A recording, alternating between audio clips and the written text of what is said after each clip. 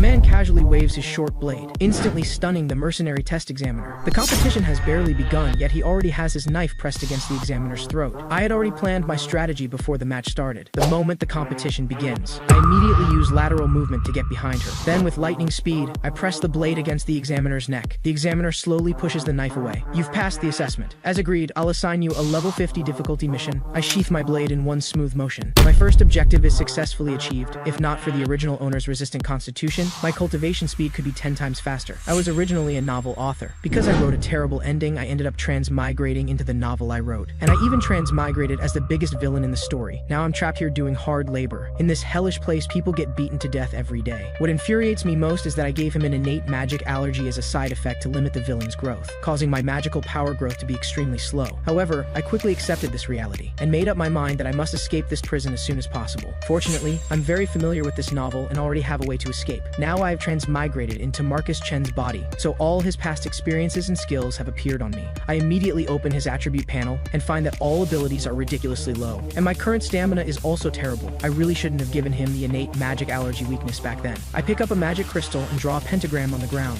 Just then, I hear someone approaching from behind. I quickly erase the pattern. Absolutely no one can see this. The person asks if I want to take a break, saying I look very tired. I chuckle. In this place, they won't allow us to rest. Otherwise, they wouldn't have brought us here in the first place. This criminal organization is called Eclipse, and this is the Qingming concentration camp they built. They kidnap junior hunters who can use magic, then bring them to this underground mine through illegal means, forcing them to mine magic stones every day. I turn to look at that person, telling him not to worry about me and to hurry up and mine magic stones. The blonde guy suddenly hesitates, then whispers to me, "Marcus, do you want to escape from here?" But as soon as he finishes speaking, I interrupt him. "You'd better hurry up and mine magic stones, or you'll get beaten again for not meeting your quota." I specifically warn him not to act rashly. Then I ignore him completely and start mining magic stones on my own. This warning is already more than generous. After all, he's just a character I created based on that guy. If I want to escape from here, I cannot go against the novel's plot. For the next few days, I focus on mining magic stones, showing no signs of any escape plan. Just then, I notice another fight breaking out in front of me. The one being beaten is the same guy who wanted me to escape with him yesterday. He tried to break out while the guards were busy with new arrivals, but got caught. The guard slowly picks up his long blade. "All you scum better watch closely. This is what happens when you try to escape." With a sickening sound, the guard pierces straight through the man's chest. This scene leaves us all stunned. The guards are truly ruthless. Moments later, I approach his corpse. "You really are a fool. I told you not to act rashly." The guard laughs maniacally. "Want to interfere like last time? No one's stopping me this time. I can kill you too." However, I respond coldly. This guy's life or death has nothing to do with me. Hearing this, he frowns slightly,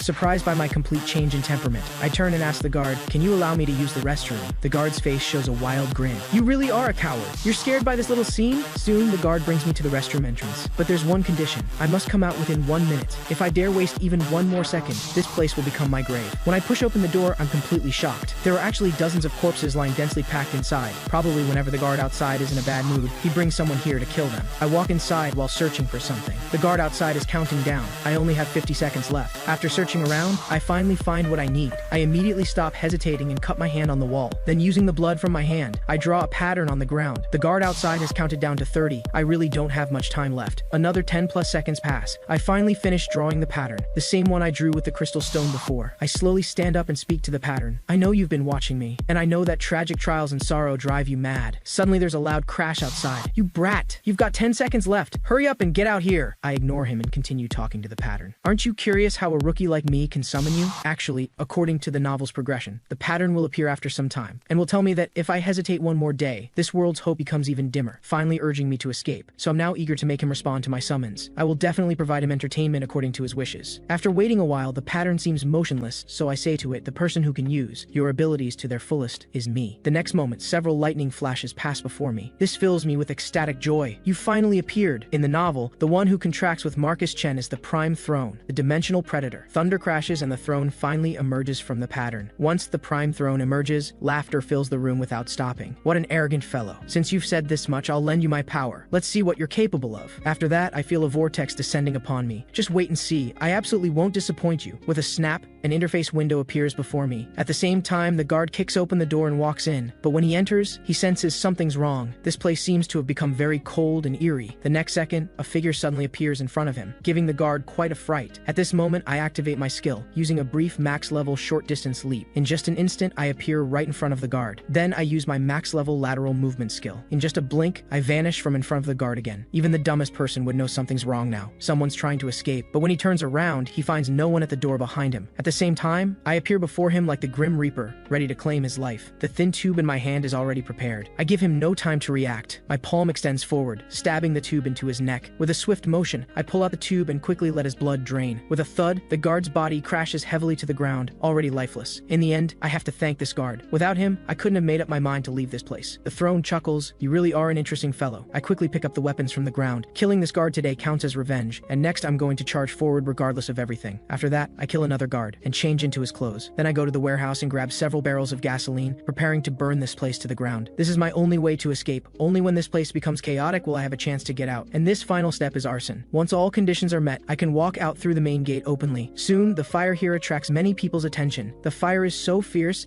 and there's the smell of gasoline nearby. Clearly, someone set this fire deliberately. While everyone goes to fight the fire, I do the opposite. Right now, I'm in a vehicle, ordering 2 guards to drive northwest. The driver is somewhat puzzled, but because I'm wearing a second-level supervisor's uniform, they don't dare question anything. To make things reasonable, I tell them someone escaped from Building 18, and we need to hurry over. Sure enough, after hearing this, they floor the gas pedal. The northwest direction leads to Qingming Mountain, with its barbed wire. It's dark and windy there, with no guards, making it perfect for escape. But actually, the place is full of traps dug by Eclipse. Thinking you can escape from there is pure fantasy. So I need to use intelligence that only supervisors know to escape from there. So I tell them both, our mission is to catch the escapee, but even if we don't catch him, he'll flee to Qingming Mountain. We just need to bring back his corpse then. The guard driving nods. We soon reach the first checkpoint. After we give the correct password, he quickly lets us through. In that moment, my heart pounds with extreme nervousness, because I'm about to leave this hellish prison. After leaving the checkpoint, our vehicle continues driving northwest. The man driving ahead says slowly, "This kind of incident at Building 18 must be quite a headache." This time I say viciously, "These disobedient prisoners might as well be killed outright." This makes the man in the passenger seat somewhat alert, but the driver doesn't think anything of it. Those scum should be killed anyway. In this hellish place, no one treats prisoners as human beings, so they call them scum. But that officer just called them prisoners. Thinking this, he becomes even more alert and starts testing me with questions. "Second level guard, sir. When did you start working at Building 18? This makes my heart panic. Although I'm the author of this novel, I don't really understand the basic structure of this world's organizations. I can only lie that I just arrived the day before yesterday. However, the questioning doesn't end. Then you should originally be from Group 9, right? I nod. Unexpectedly, the passenger tries to trap me. But there was never a Group 9 here before. Was it just established the day before yesterday? With a swift sound, as his words fall, I slice him in half. My speed catches everyone off guard. You fool, couldn't you just drive honestly? Why did you have to keep asking questions? This scene gives the driver a huge shock. Even with his dull brain, he understands I'm acting strange. Only now do I answer that man's question. Group 9 was created specifically to eliminate scum like you. A sharp, piercing brake sound echoes through the entire forest. Because of the sudden braking, I can't stand steady in the car. With a crash, the body of the man I just killed is thrown heavily outward. The driver quickly gathers magic power in his hands. You dare deceive us? With a boom, the fireball explodes right past my neck. My eyes glance backward. Unexpectedly, the car has been melted with a huge hole. Seeing this situation, I quickly distance myself from him.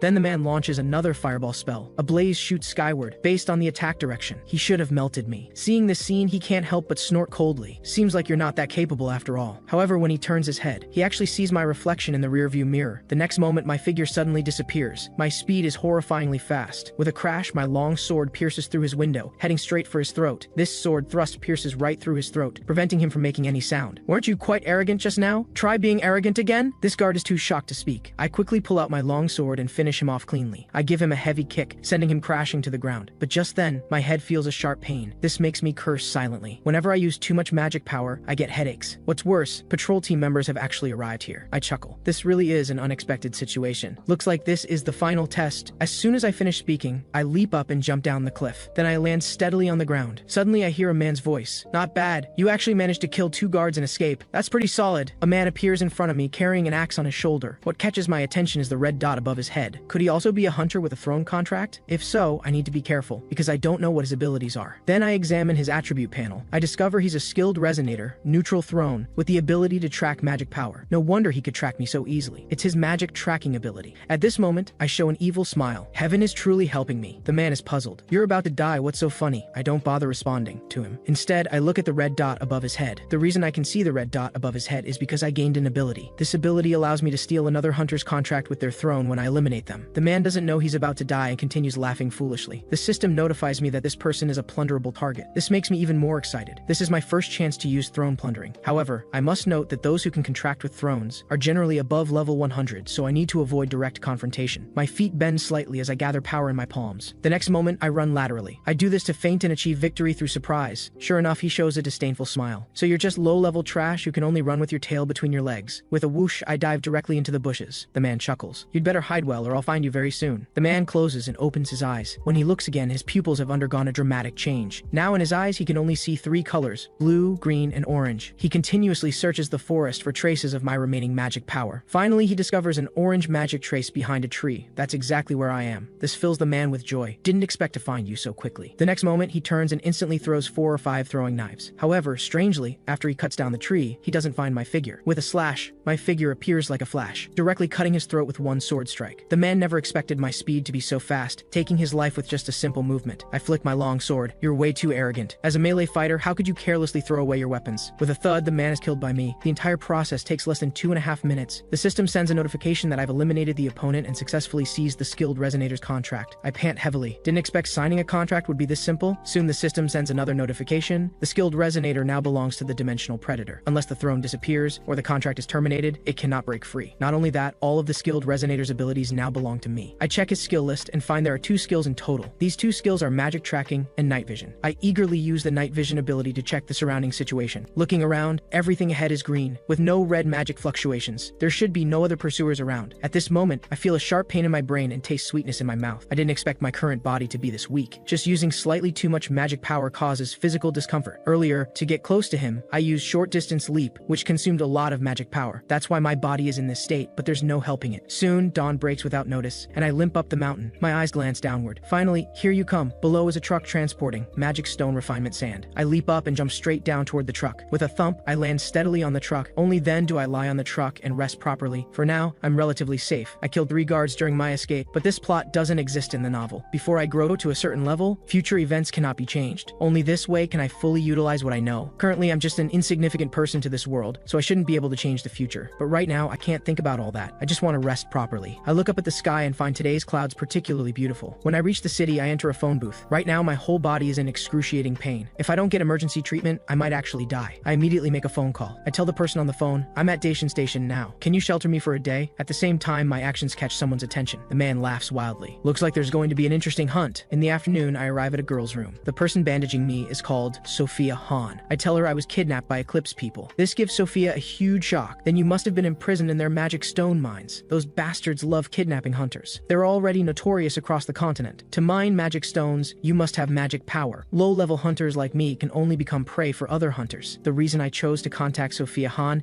is because she still loves Marcus Chen. After we broke up, Sophia was just a newly awakened rookie, but now she's already a throne contractor and a level 150 veteran hunter. Sophia blames herself terribly. If I had stayed in contact with you after we broke up, you definitely wouldn't have encountered this. Actually, it's not what she thinks. If she had still been with me then, she would have been captured and sent to Qingming concentration camp too. I slowly stand up and say, you don't need to blame yourself anymore. This has nothing to do with you, and I'm already being targeted by those Eclipse people. So to avoid causing trouble for Sophia, I plan to leave right now. Before leaving, Sophia prepares clothes, a phone, and cash for me. These are fairly secure and shouldn't be traceable. Her actions make me think she's already joined a guild and is involved in gray areas, otherwise she couldn't know so much about this. But for her, whether before or now, joining a guild suits her. Sophia says happily, have you thought about joining our guild? We could be like before. I immediately interrupt her, telling her not to continue. I think we should both look forward, not be trapped in the past. This shocks Sophia tremendously. Then tears slide down from the corners of her eyes. So Sophia stops dwelling on the past. According to what I said before, she's already handled it. She knows a female group leader there, and the details are stored in the phone. Finally, Sophia says to me solemnly, I hope you take care after this farewell. Don't get sick, because no one will be there to treat you. I turn and stare into her eyes. Seeing Sophia in this state puts me at ease. Moments later, I call a taxi downstairs and head to Dacian Station. On the road, the taxi driver turns on the radio. The radio reports that the Purification Guild has captured the entire White Rose mercenary group. This White Rose mercenary group was a criminal organization that expanded rapidly after Judgment Day. On what seemed like a peaceful day, Judgment Day suddenly arrived. They wore strange clothing, continuously harvesting the lives of H country citizens. If they wanted, they could quickly engulf an entire city in flames. At that time, fearless reporters went to the scene to report on this, but the next second, they were dragged away by unknown monsters, and the reporters never appeared again. When these unknown monsters appeared, dungeons also quietly emerged. In this hellscape, some people actually gained powerful abilities. These are the hunters. Faced with indescribable circumstances, people could only believe this was divine judgment, but the hunters who should have been hunting monsters instead turned to killing humans. Later, they even began indiscriminate attacks. Many innocent humans died at their hands. It was senseless slaughter. However, whenever this happened, a savior would appear. That person was Victor Zong. He established a guild centered in H-City to help protect and heal humans, what's now called the Purification Guild. H-City, because of his presence, became the safe haven all refugees wanted to reach. But to me, things aren't like this at all. Actually, all of this was orchestrated by the White Rose Group. It was the terrorist incident at Exit 11 of Kangnan Station. Hunter Victor Zhang had been tracking them for a long time, but the White Rose Group isn't actually a terrorist organization. This terrorist incident wasn't their doing either. It was all Victor Zhang's self-directed performance. If I expose Victor Zhang now and stand against him, he'll definitely frame me as a villain. When that happens, I'll definitely be condemned by everyone. That's exactly why I asked Sophia to inquire about mercenary groups. After all guilds are influenced by that guy. So right now, I need to find a suitable mercenary group to work with. Soon, a woman approaches me. Her name is Diana Lee, and she's the group leader here. Since I don't want to reveal my real name, I make one up. Hello, I'm Jung Sung Kui. The leader heard from Sophia, and she happens to have some commission information that I can try first. My voice instantly turns cold. I want high reward commissions. You can give me high difficulty ones directly. However, this is rejected by the leader. You're only a level 10 hunter right now. You can't handle such high-level tasks. I tell her not to worry about that. Although my level is low, I absolutely have the ability to take on this task. Hearing this, leader Diana laughs heartily. You're really too arrogant, kid. She wipes tears from her eyes. You really leave me speechless. Reckless bravery is just foolish courage. The next moment, her gaze becomes extremely cold, and she says in an icy voice, do you want me to collect your corpse? I think, holy, this person really deserves to be a leader. What an intimidating presence. But I remember mercenaries only judge by ability, not level. The leader's ability is Chaos Observer. She belongs to the neutral throne and has specialized abilities to distort and seal vision. Diana Lee, she's a buffer and mage with a mid to high level throne contract. In the future, she will fight against the 13 stars. So I must gain her trust here. That's why I mentioned that mercenaries only judge by ability, not level. If you only look at levels, aren't you underestimating me? The next second, the leader disperses her intimidating aura. Ideals and reality are different. Even if mercenaries don't judge by level, there still needs to be a reasonable reference range. On this point, I think she's being prejudiced. Then the leader shows a charming smile. She thinks of a good idea, to personally test my abilities. If my strength gains her approval, then she won't restrict my mission levels. Then she condenses a green orb of light in her hand. The leader only needs to confirm one thing, whether I can dodge her skill or not. If not, I should go back early. Although her words sound harsh, I know what she means. She wants to see if I have self-preservation abilities. After all, she's a character I created myself. I understand her personality. I squint and carefully examine her skill. The skill the leader releases is called Smoke Tracker. She can track enemies within a certain range with this skill. Unless someone is very fast, it will definitely catch up. Moreover, this skill is perfect for testing, because even if it hits me, it won't cause damage, but my test will immediately end. I shout to her, indicating I'm ready. You can start now. The leader laughs heartily. Then I'm going to make my move. Let me be clear, I won't go easy on you during the test. However, the next moment, the leader is stunned speechless, because at this moment, I already have my sword pressed against her neck. You've already lost, leader. I tell her to end the test because I've already passed her assessment. The leader shows a slight smile. It looks like you've definitely trained somewhere. But I tell her I haven't trained anywhere. The leader tells me to lower my sword. I've already passed the assessment. She'll assign me a level 50 commission task as agreed. Hearing this answer makes me very satisfied, and I quickly withdraw my sword. On the way back, leader Diana takes out a commission file for hunting a wanted criminal. I glance at this wanted criminal's commission file. To put it bluntly, it's actually a bounty notice. The mission listed is J-City Open Type Dungeon Ownerless Ruins. Kevin Kim, level 50 Wood Elementalist. Commission content, retrieve the level 3 equipment blood of Baltharos. I only glance at this commission and ask whether to bring him back alive. However, the leader's cold voice slowly responds, you can choose to kill him. He massacres innocents. He's utterly evil. I grin. Isn't that exactly what I want? So that very night, I prepare to act alone. The leader told me before that he should be hiding in some corner, and finding him won't be easy, because this area is very large. Any random spot could hide a person. However, I can make this my first step into the dungeon. In the novel, this was Marcus Chen's hiding place, so I'm very familiar with this area. And there's a useful ultimate boss here. At this time, 3 white rabbits appear behind me. When I notice them arriving, I immediately cut my palm. The rabbits immediately enter a berserk state upon seeing blood. Each rabbit becomes abnormally powerful, as if they've taken stimulants. Whoosh, whoosh, whoosh. The rabbits rapidly charge toward me. As they're about to reach me, I quickly use lateral movement, then use short distance leap to directly kill them. Like this, I continuously use lateral movement, then use short distance leap to directly kill the rabbits. After repeating this a dozen times, all the rabbits here have been slain by me. Soon, a masked figure in black appears behind me, holding dual blades. He's the useful boss I mentioned earlier, finally appearing after waiting so long. I chuckle and greet him. Hello there, Ventus. I see an interface window above Ventus's head showing plunderable target. Ventus boasts that he wants to kill me. I tell him not to be a hero with words. Let strength do the talking. swing. With a whoosh, Ventus instantly vanishes from his original position. His speed is so fast it's invisible to the naked eye. Also, Ventus's aura is terrifying, with red magic power wrapping around his weapons and entire body. Seeing him rapidly approaching me, I hurry to retreat. I must maintain distance from him. But just then, something strange happens. Ventus's figures multiply, going from 1 to 4. Ventus leaps up and appears above my head. If his blade hits my head, I'm definitely dead. But unfortunately for him, I use lateral movement the instant his blade falls. I use lateral movement while thinking about how to fight. I immediately activate Eye of Insight to observe his magic fluctuations. Then I'm amazed to discover that the other 3 are almost just afterimages created by magic power. Only the red figure on the right is his real body. I immediately use short distance leap, appearing before him in a blink and steadily stabbing my blade into his body. This boss looks completely incredulous, but he still endures the pain and immediately swings his blade. Unfortunately, I see through it all and quickly use lateral movement to get behind him. My eyes lock onto Ventus. Facing this guy, I don't dare be careless. After all, he's the ultimate boss,